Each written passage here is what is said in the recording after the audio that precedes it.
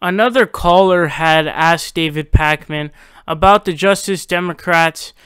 He asked him if he supported or thought, I believe he asked if he thought that any of the candidates running for the Justice Democrats would be able to win.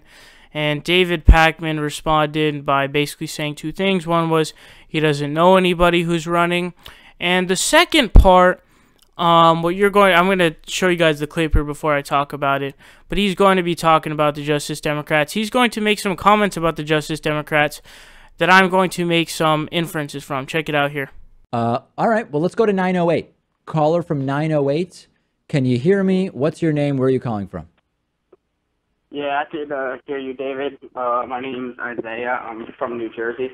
Great. What's on your mind? I just wanted to call and get your honest assessment on whether or not you think any of the Justice Democrats candidates will win in 2018. Isaiah, are we on? Do you have us on speakerphone? No, I have you on my headset. Oh, okay. All right, because we got a crazy echo. Listen, I have no idea who the Justice Democrats candidates are. Is there one you think is going to win? I think the one with the best chance, honestly, is Paula Jean Swearengin running against Joe Manchin, just because Joe Manchin is so badly hated. Yeah, I think she could probably win, but I see that they had a big spike after the election, and now they're not getting as much buzz as they used to. So I just wanted to let me ask you this conceptually, Isaiah. Do you think it's a better investment of funds? And I'm not asking rhetorically. I'm genuinely curious what you think. Is it better to invest money, given that there's a limited amount of money to spend in West Virginia by Democrats? Is it better to invest money primarying a conservative Democrat or trying to win multiple House seats held by Republicans? What do you think it would be better for Democrats if they could do? That was a big concern of mine too, was that they're not running against any Republicans right now, and I do think it would be better to run against the Republicans. Yeah. I mean, again, I don't know who the Justice Democrats candidates are, but as a general thing, I think if there's an opportunity to knock out a Republican, I would prioritize that over primarying a Democrat. That's just me, though, you know? It could certainly be possible, too, that the West Virginia primary challenger, the Democrat, defeats Joe Manchin, but then because you've pulled yourself so far to the left, then you lose the Republican in a red state like West Virginia. That can happen, too, because it is a conservative state. All right, Isaiah, sorry I can't say more about it, but I do appreciate the call, and it's very, very interesting, and we will be following all of the primaries and elections. You guys just saw is David Pakman talking about the Justice Democrats. Now, he is clearly not a supporter of the Justice Democrats.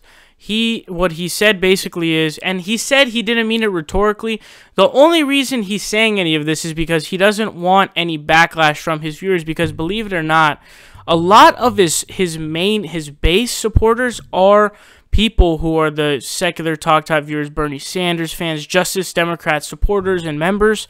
So he doesn't want to rock the boat on that, but what I really can tell is he only says that it's not rhetorical because he doesn't want to lose that support and cause any controversy, because that will sever some ties.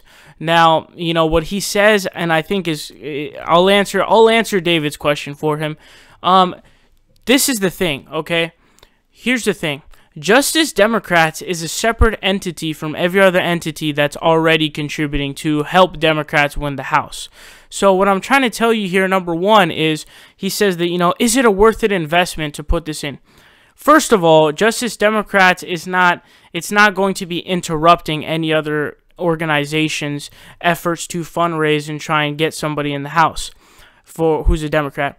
They wouldn't exist. They wouldn't have any funds to give over to some corporate Democrat, because those people would not raise any money for those corporate Democrats. So, and also to the other point, the reason we want people who are real progressives is because the only way to actually get Democrats in is to get the progressives. So what you've seen is over the Obama administration, you're talking about losing over 1,000 seats.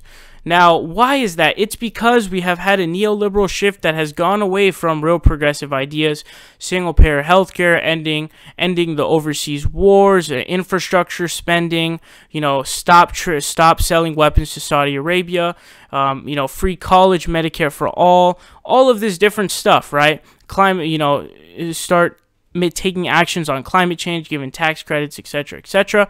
Now, what I'm trying to say here is that you can do both at the same time, but also I think that this is something that is what he has proposed is a collision course.